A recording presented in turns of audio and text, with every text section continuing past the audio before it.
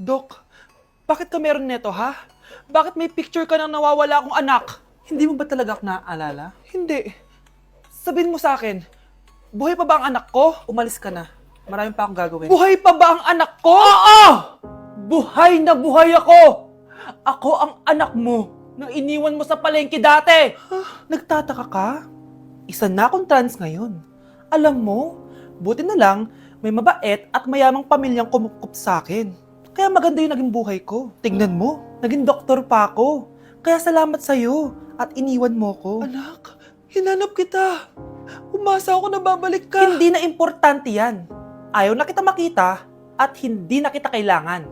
Kaya umalis ka na! Hello po. Kamusta po yung pasyente? Dok, si nanay naman yung nagkasakit. Kamusta na siya? Okay naman. Sa iba ko na lang siya ipapaasikaso, ha? Anak? Anak, please! Bakit anak tawag mo sa kanya, Nay? Sure ka ba na habang buhay ka magagalit sa nanay mo? Nakita ko results niya kanina.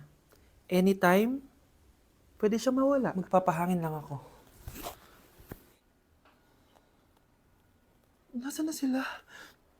Hello, nurse? Nasaan yung pasyente dito sa room 214? Anak? Ako ba hanap mo? Nay, akala ko may masamang nangyari na sa'yo. Anak, hindi na kita iiwan. Good news! False alarm lang pala yung nakita namin result sa nanay mo. Ibig sabihin, magiging okay siya. Salamat naman. Nay, ayoko na mawala ka sa akin, ha? Yay! May ate na ako! Nay, sorry. Napagastos ka pa tuloy sa pagpapa-hospital sa akin. Ano ka ba, anak? Nawala na nga sa akin yung kuya mo, di ba? Ayoko namang mawala ka din sa akin. Hello po, good morning. Dok, ano po balita? Makakalabas na po ba si Scarlett bukas? Ma'am, may good news po ako. Pwede na po lumabas si Scarlett bukas. Salamat sa Diyos! Hindi na ako magiging pabayang ina. Ayoko na maulit yung nangyari sa kuya mo. Nay, ano pala nangyari kay kuya? Hindi mo pa nakakwento sa akin yun. Ha? Bata pa yung kuya mo, anak, nung nawala ko siya sa palengke. Mare, magkano tong sitaw? 50 na lang sa'yo, Mare. Ang mahal naman, Mare. Pwedeng 20 na lang to. Mga laruan ba yun? Ang ganda nun na. O siya, sige na. Kumare naman kita eh. Ayun yung gusto ko sa'yo eh. Tara na, anak. Anak, anong lugar na to? Nasaan yung batang yun? Nasaan na si nanay? Nay! Anak! Ate, may nakita po kayong bata dito? Ay, wala po akong nakita eh. Nasaan na ba yun? Anak! Simula noon, hindi ko na nakita yung kuya mo, Scarlett.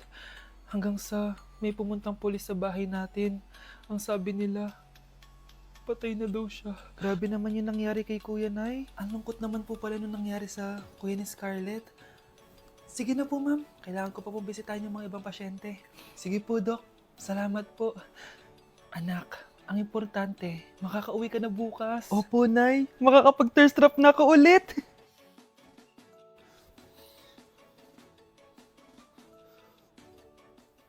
Anak, tara na, uwi na tayo. Nay, may pinapabigay pala si Doc sa'yo. Oh, ano naman kaya to?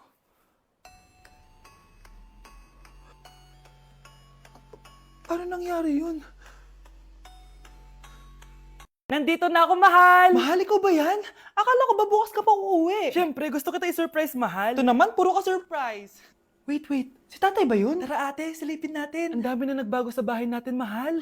Si tatay nga! Yay! Nandito na si tatay! Mga anak, namiss ko kayo! Namiss ka din namin, tay. Huwag ka nang babalik sa abroad, ah. Hindi ko na kayo iiwan, mga anak. Yes! Di na babalik si tatay sa abroad! Oh, ito. May regalo pala ako sa'yo, Scarlett. Wow! Ano kaya laman neto? Eto naman, gumastos ka pa. Hayaan mo na, mahal. Ngayon lang ako nakabawi sa mga anak ko.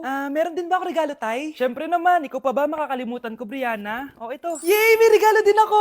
Oh, matulog na kayo, ah. Kami naman ang tatay mo yung magbabanding. Sige po, nay. Matutulog na kami. Bubuksan ko na to. Tara na, mahal. May pasalubong din ako sa'yo sa kwarto. Tara na, mahal. A few moments later. Anong oras na? Bakit tumatawag si tatay? Hello, tay? Scarlett, umalis na kayo sa bahay na yan. Isama mo kapatid mo pati nanay mo. Bakit po? Nasaan kayo? Yung lalaking umuwi dyan kagabi, hindi ako yun anak. Umalis na kayo dyan ngayon na. Nay! Nay, bakit po? Mga sinungaling kayo? Paano niyo nagawa sa akin to, ha? Nay, Anong sinasabi mo? Hindi namin maintindihan. Ikaw, Scarlett. Sabi mo doktor ka, di ba? Bakit katulong ang trabaho mo sa New York, ha? Nay. Ikaw, Brianna. Teacher ka, di ba? Bakit nakita ka nilang nasa bar at sumasayaw-sayaw ka pa? Ikaw, Michael. Akala ko may engineer na ako. Ngayon pala, nangi-scam ka lang ng tao! Bakit yung tinago sa akin to, ha? Nay, hindi kasi ako nakapasa bilang nurse sa New York. Sabi nila, mas magaling kasi talaga si Brianna compare sa akin. Kaya rumakit muna ako bilang katulong para makapag-aral ulit. Oo, Nay! Sumasayaw ako sa bar. Pero di ko binibenta ang katawan ko. Kinilangan ko lang yung pera para makagraduate na ako bilang teacher. Ayoko na kasi manghingi sa iyo eh. Ang baba kasi ng sweldo ng engineer, Nay, kaya humanap ako ng paraan para kumita ng pera. Alam ko mali ang pagiging scammer pero yun ang bumuhay sa akin, Nay. Mga anak! Sana sinabi niyo sa akin. Pamilya tayo dito, diba? Magtutulungan tayo. Bakit tinago niyo sa akin? Natakot kasi kami, Nay, na baka ma-disappoint ka namin. Alam kasi namin yung paghihirap mo. Mapag-aral lang kami. Anak ko kayo. Gagawin ko lahat para sa inyo. Sa tingin niyo ba hindi ko kayo tatanggapin, ha? Kaya itigil niyo na yung mga ginagawa niyo. Lalo ka na, Miguel! Opo, Nay. Sama-sama tayong bumangon. Nay, sorry. Wow, ang sweet naman. Isa ka pa. Gusto mo talaga masira itong pamilya namin, no? Lumayas ka dito, pamilyang peke! Ano? Palibhasa, di ka mahal ng pamilya mo. Mga ate, kuya, proud pa rin kami sa inyo. Mga anak, simula ngayon, sama-sama na tayo, ha? Walang iwanan at walang magtatago, ha? Promise? Promise, Nay. Hindi na kami magtatago.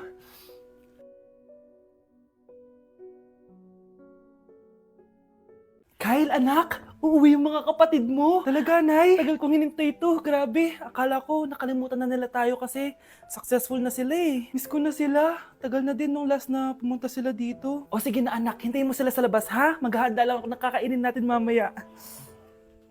Uy, Kyle, balita ko, uuwi yung mga kapatid mo ah. Opo, tita. Paano niyo po nalaman? Basta, siguro proud yung nanay mo kasi successful yung mga anak niya, no? Oo naman, tita. Nagbunga lahat ng paghihirap ni nanay sa kanila. Deserve niyo yan. Malapit nyo nang malaman ng totoo, walang sikretong hindi nabubunyag. Pasok na po ako, tita. Sige. Hello, Nay! Nandito na yung anak mong doktor, all the way from New York! Hi, Nay! Nandito na yung anak mong teacher, all the way from Central Elementary School! Hello, Nay! Nandito na yung anak mong engineer. Naiyak naman ako. Nakumpleto din kayo magkakapatid. Sana nakikita to ng tatay niyo. Masaya ako na nandito kayo, ate, kuya. Sana maging successful din ako na kagaya niyo. O siya na, kumain na kayo ha? Galing pa kayo sa malalayo eh. Wow naman, Mare. Bigatin na yung mga anak mo. Saya-saya. Oo naman, Mare. Ilang taon din akong kumayod para mapagtapos lang sila. Pero worth it naman, di ba? Teka, Mare, para mas masaya, may kailangan kang malaman. Oh, eto. Ha? Ano to, Mare?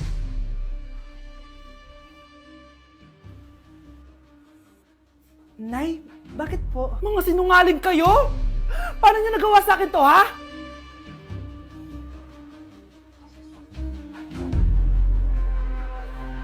Wow! Gising na siya!